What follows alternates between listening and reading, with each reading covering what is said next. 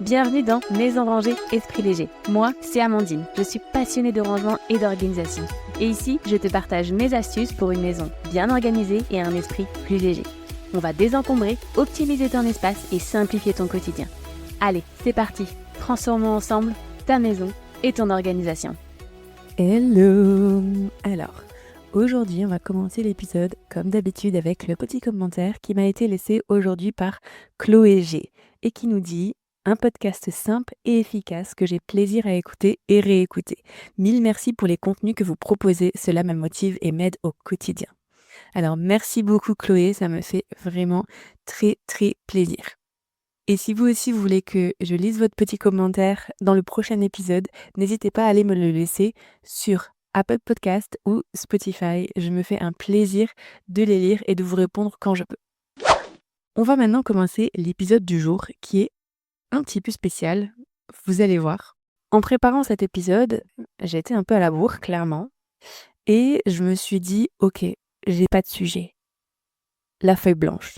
Je suis tombée devant mon écran et je ne savais pas de quoi vous parler, clairement.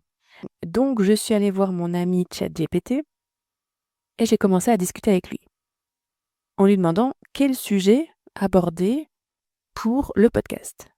Donc, je me suis dit, tiens, je vais lui demander quelles sont les 3 questions les plus posées sur Internet par rapport à l'organisation familiale, etc. Et je me suis dit, ça va me donner des idées. Donc, il m'a gentiment répondu, tu veux savoir quelles sont les 3 questions les plus fréquemment posées sur Google concernant l'organisation de la maison et de la famille. Voici ce que les gens cherchent le plus souvent. 1. Comment désencombrer efficacement sa maison? Il a un peu développé. Il m'a dit ensuite 2. Quelles sont les meilleures astuces pour organiser son temps en famille? Il a développé. Et ensuite 3. Comment mettre en place des routines ménagères efficaces? Alors je me suis dit cool.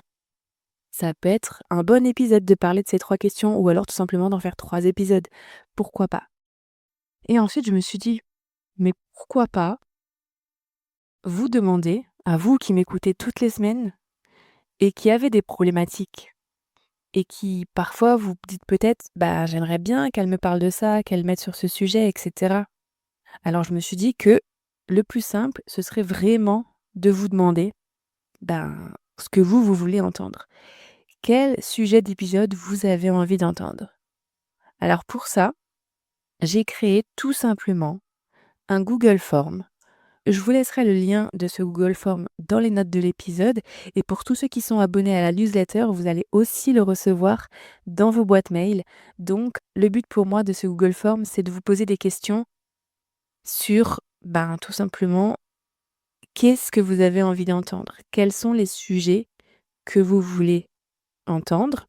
Donc c'est des questions simples, hein. Il y a même pas une dizaine de questions.